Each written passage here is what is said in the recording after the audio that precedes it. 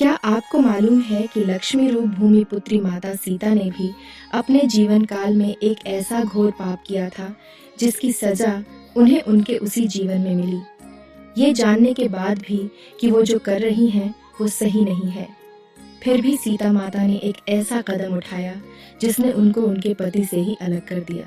क्या था वो पाप और किस श्राप के कारण सीता माता को पति वियोग से गुजरना पड़ा? एक कथा के अनुसार एक रोज जब माता सीता अपने बगीचे में घूम रही थी तो उनकी नजर तोते के एक जोड़े पर पड़ी। ये जोड़ा आपस में कुछ बातें कर रहा था। तोते के जोड़े को आपस में बातें करते देख माता सीता के अंदर जिज्ञासा उत्पन्न हुई कि ये दोनों क्या बातें कर रहे होंगे।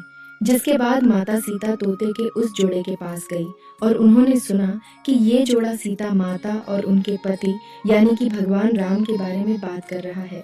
जब माता सीता ने तोतों के मुख से अपने भविष्य के बारे में इतनी सारी बातें सुनी तो उन्होंने पूछा कि तुम्हें मेरे भविष्य के बारे में इतना सब कुछ कैसे झांक है। तो इसके जवाब में उन्होंने बताया वो वाल्मीकि आश्रम के एक पेड़ में रहते थे जहां हर वक्त माता सीता और भगवान राम के बारे में ही बातें होती रहती थी। तोते के इस जोड़े ने ये तक बताया कि आगे चलकर भगवान राम मिथिला आकर आपके स्वयंवर में शामिल होंगे और भगवान शिव के धनुष को तोड़कर आपसे विवाह करेंगे।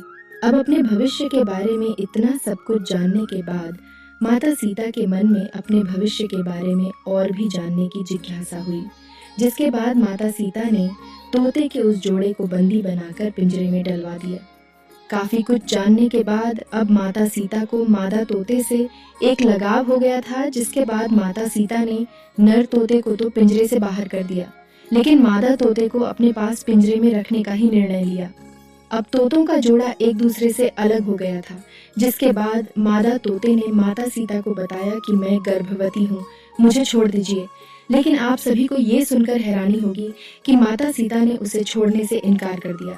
नर तोते ने भी माता सीता से अपनी बीवी को छोड़ने का काफी निवेदन किया, मगर माता सीता ने कहा कि उन्हें मादा तोते से लगाव हो गया है।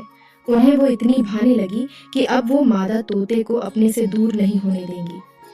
इसके बाद नर तोते ने ये तक कहा कि मेरी बीवी को खुले जंगल में हमारे बच्चों को जन्म देने दो, इसके बाद मैं वापस अपनी बीवी को आपके पास छोड़ दूंगा। मगर इस पर भी माता सीता नहीं मानी और तोते को वहां से अकेले ही जाने को कह दिया गया। 3 दिन गुजरने के बाद मादा तोते ने पिंजरे में पति वियोग के कारण दम तोड़ दिया।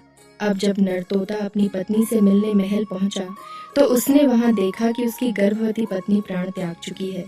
जिसके बाद दुखी नर तोता सीता माता से कहता है, हे सीता, तुमने मेरी गर्भवती पत्नी को मुझसे दूर कर उसके प्राण हरे हैं। मैं तुम्हें भी ये श्राप देता हूँ कि तुम भी अपनी गर्भावस्था में ही अपने पति से अलग हो जाओगी और तुम्हारे अलग होने का कारण मैं ही बनूंगा।